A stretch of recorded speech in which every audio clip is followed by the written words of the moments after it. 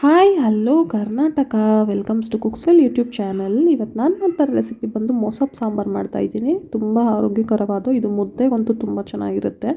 ಬನ್ನಿ ಇವಾಗ ಹೇಗೆ ಮಾಡೋದು ತೋರಿಸ್ಕೊಡ್ತೀನಿ. ಅದಕ್ಕಿಂತ ಮುಂಚೆ ಯಾರ್ಯಾರು ಹೊಸ್ದಾಗಿ ನನ್ನ ವೀಡಿಯೋ ವಾಚ್ ಮಾಡ್ತಾ ಇದ್ದೀರಾ ದಯವಿಟ್ಟು ಸಬ್ಸ್ಕ್ರೈಬ್ ಮಾಡಿ, ಹಾಗೆ ಬೆಲ್ ಐಕಾನ್ ಕ್ಲಿಕ್ ಮಾಡಿ ಅಂತ ಹೇಳ್ತಾ ಬನ್ನಿ ಇವಾಗ ಹೇಗೆ ಮಾಡೋದು ತೋರಿಸ್ಕೊಡ್ತೀನಿ ನಿಮಗೆ. ಸಾಂಬಾರು ನೋಡಿ, ಒಂದು ಮುಷ್ಟಿ ಆಗುವಷ್ಟು ಬೇಳೆ ತೊಗೊಂಡಿದ್ದೀನಿ, ತೊಗರಿ ಬೇಳೆ ತೊಗೊಂಡಿದ್ದೀನಿ. ಒಂದೇ ಮುಷ್ಟಿ ಸಾಕು, ಜಾಸ್ತಿ ತೊಗೋಬೇಡಿ. ಸಾಂಬಾರಿಗೆ ಯಾವತ್ತೂ ಅಷ್ಟೇ ಮೊಸಪ್ಗೆ ಬೇಳೆ ಜಾಸ್ತಿ ಹಾಕಬಾರ್ದು.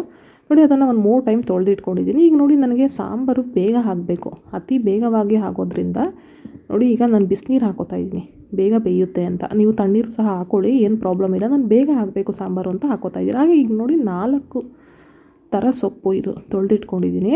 ಒಂದು ಪಾಲಕು, ಮೆಂತ್ಯ, ಹಾಗೆ ಚಕೋತ, ಸಬ್ಬಕ್ಕಿ ಸೊಪ್ಪು, 4 ಒಂದೊಂದು ಮುಷ್ಟಿ ಆಗೋವಷ್ಟು ಸೊಪ್ಪು ತೊಗೊಂಡು ಅದನ್ನು ನೀಟಾಗಿ ಬಿಡಿಸಿ ತೊಳೆದಿಟ್ಕೊಂಡಿದ್ದೀನಿ. ಈ ಥರ ಸ್ಟೋರ್ ಮಾಡಿಕೊಂಡೆ. ಈಗ ನೋಡಿ, ಒಂದು ಈರುಳ್ಳಿ, ಮೀಡಿಯಮ್ ಸೈಜಷ್ಟು ಈರುಳ್ಳಿ, ಇದನ್ನು ಅಷ್ಟೇ ಈ ಥರ ಸಿಪ್ಪೆನ ಚೆನ್ನಾಗಿ ಓಪನ್ ಮಾಡಿ ಒಂದು 10 ರಿಂದ 15 ಬೆಳ್ಳುಳ್ಳಿ ಹಾಕ್ಕೊಳ್ಳಿ ಅದರೊಳಗಡೆ.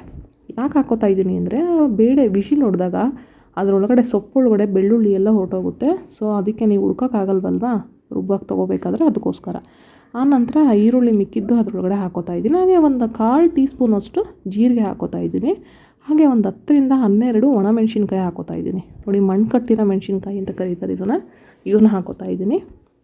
ಆನಂತರ ನೋಡಿ, ಮೀಡಿಯಮ್ ಗಾತ್ರದ್ದು 2 ಹಣ್ಣಾಗಿರೋ ಟೊಮೆಟೊ, ಇದನ್ನು ತಿರುಳು ತೆಗೆದುಬಿಟ್ಟು ಬಿಸಾಕಿ, ಹಾಗೆ ಹಾಕಬೇಡಿ, ಅದರೊಳಗಡೆ ಹುಳ ಇದ್ದರೆ ನಿಮಗೆ ಗೊತ್ತಾಗಲ್ಲ. ಸೊ ಅದಕ್ಕೋಸ್ಕರ ನಾನು ಹೇಳ್ತಾ ಇರೋದು, ತಿರುಳು ತೆಗೆದು ತೊಳೆದು ನೋಡಿ ಅದನ್ನು ಈ ಥರ ಸ್ಟೋರ್ ಮಾಡ್ಕೋತಾ ಇದ್ದೀನಿ. ನೋಡಿ, ಈ ಥರ ಸ್ಟೋರ್ ಮಾಡಿಕೊಂಡು ನಾನು ಉಪ್ಪು ಹಾಕ್ಕೊಳ್ಳಲ್ಲ. ನೋಡಿ, ಎಲ್ಲ ಆಯಿತು. ಈಗ ಹಾಕಿಬಿಟ್ಟು ಒಂದು ವಿಶಿಲ್ ಹೊಡ್ಸ್ಕೊಂಡಿದ್ದೀನಿ. ಆಗಿದೆ. ಈಗ ಓಪನ್ ಮಾಡೋಣ. ನೋಡಿ, ಇವಾಗ ಎಲ್ಲ ಬೆಂದಿದೆ. ಈ ರೀತಿ ಒಟ್ಟಿಗೆ ಈರುಳ್ಳಿ, ಟೊಮೆಟೊ, ಮೆಣಸಿನ್ಕಾಯಿ, ಬೆಳ್ಳುಳ್ಳಿ ಎಲ್ಲ ತೆಗೆದು ಜಾರ್ ಒಳಗಡೆ ಸ್ಟೋರ್ ಮಾಡ್ಕೋತಾ ಇದ್ದೀನಿ. ನೋಡಿ, ಆ ಬೆಳ್ಳುಳ್ಳಿ ಹಾಗೇ ಇದೆ, ಒಂದು ಹರಡ್ಕೊಂಡಿಲ್ಲ ಬೇರೆ ಪ್ಲೇಸಿಗೆ. ನೋಡಿ, ಇಷ್ಟು ಚೆನ್ನಾಗಿ ರುಬ್ಬೋಕ್ಕೆ ಎಲ್ಲ ಇಂಗ್ರೀಡಿಯೆಂಟ್ಸ್ ಸಿಕ್ತು ನಮಗೆ, ಆ್ಯಸ್ ಇಟ್ ಈಸ್ ಅದೇ ಥರ ಸ್ಟೋರ್ ಮಾಡಿರೋ ಟೈಪಲ್ಲೇ. ಹಾಗೆ ಇವಾಗ ಸೊಪ್ಪನ್ನ ಈ ಥರ ಒಂದು ಪ್ಲೇಟ್ನಲ್ಲಿ ಬಿಸಿ ಬಿಸಿ ಇರುತ್ತಲ್ವ, ಅದು ರುಬ್ಬೋಕ್ಕಾಗಲ್ಲ, ಸ್ವಲ್ಪ ಹಾರ್ಕೋಬೇಕು. ನೋಡಿ, ಈ ರೀತಿ ಆರೋಕ್ಬಿಡಿ. ಆನಂತರ ಇದನ್ನು ಅಷ್ಟೊತ್ತಿಗೆ ರುಬ್ಕೊಬರೋಣ. ನೋಡಿ, ಒಂದು 1/4 ಹಿಡಿ ಆಗೋಷ್ಟು, ಒಂದು 6 ರಿಂದ 7 ಟೇಬಲ್ ಸ್ಪೂನ್ ಆಗೋಷ್ಟು ತೆಂಗಿನಕಾಯಿ ತುರಿ ಹಾಕ್ಕೊಂಡು ಅದಕ್ಕೆ ಮಿಕ್ಸ್ ಮಾಡ್ಕೊಂಡು ಈ ರೀತಿ ರುಬ್ಕೊಂಡು ಬಂದಿದ್ದೀನಿ ಮಿಶ್ರಣ. ಇವಾಗ ಅದು ರುಬ್ಬಿದ ನಂತರ ಅದನ್ನು ತರ್ತರಿಯಾಗಿ ರುಬ್ಕೊಳ್ಳಿ. ಸೊಪ್ಪು ಅಷ್ಟೇ ತರ್ತರಿಯಾಗಿ ರುಬ್ಕೋಬೇಕು, ತುಂಬ ಪೇಸ್ಟ್ ಮಾಡಬೇಡಿ. ನೋಡಿ, ಈ ರೀತಿ ಇವಾಗ ಬಂದಿದ್ದೀನಿ. ನೋಡಿ, ಈ ರೀತಿ ರುಬ್ಕೋಬೇಕು ನೀವು. ನೋಡಿ, ಈ ಕನ್ಸಿಸ್ಟೆನ್ಸಿ ಬರಬೇಕು ನಿಮಗೆ, ಇಷ್ಟು ಗಟ್ಟಿಗೆ ಈ ಥರ ಬರಬೇಕು. ನುಣ್ಣು ಪೇಸ್ಟ್ ಮಾಡಿಬಿಟ್ರೆ ಚೆನ್ನಾಗಿರಲ್ಲ ಮೊಸಪ್ ಸಾಂಬಾರು. ಸೊ ಇವಾಗ ಒಗ್ಗರಣೆ ಹಾಕೋಣ. ಅದಕ್ಕೆ ರುಬ್ಬಿದ್ದೆಲ್ಲ ಆಗಿದೆ. ನೋಡಿ, ಇವಾಗ ಒಂದು ಪ್ಯಾನ್ ಇಟ್ಕೊಂಡಿದ್ದೀನಿ, ಅದಕ್ಕೆ ಸ್ವಲ್ಪ ಕಡಲೆಕಾಯಿ ಎಣ್ಣೆ, ಆನಂತರ ಸ್ವಲ್ಪ ಸಾಸಿವೆ, ಹಾಗೆ ಬೆಳ್ಳುಳ್ಳಿ, ಈರುಳ್ಳಿ ಜಜ್ಕೋಬೇಕು. ಚೆನ್ನಾಗಿ ಜಜ್ಕೊಂಡು ಅದನ್ನು ಕಂದು ಬಣ್ಣ ಬರೋವರೆಗೂ ಚೆನ್ನಾಗಿ ಫ್ರೈ ಮಾಡ್ಕೊಳ್ಳಿ.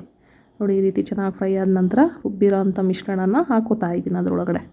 ಈಗ ನೋಡಿ, ಈ ಥರ ಹಾಕೊಂಡ್ಮೇಲೆ ಆ ನೀರಿರುತ್ತಲ್ವ, ತೊಳೆದು ನೀಟಾಗೆಲ್ಲ ಅದರೊಳಗಡೆ ತಿರ್ಗಿ ಹಾಕಿ, ವೇಸ್ಟ್ ಮಾಡಬೇಡಿ ನೀರು.